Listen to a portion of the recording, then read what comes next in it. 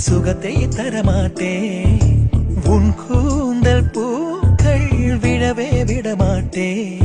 அதை வெயிலில் விடமாட்டே பெண்கள்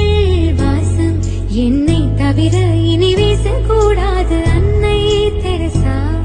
அவரை தவிர பிறர் பேசக்கூடாது நீ போகும் தெருவில் ஆண்களை விடமாட்டே சில பெண்களை விடமாட்டே நீ சிந்தும் சிரிப்பை காற்றில் விடமாட்டே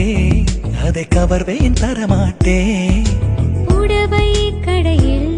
பெண்ணின் சிலையை நீ தீண்டக்கூடாது காதல் கோட்டை கற்பு கரச நீ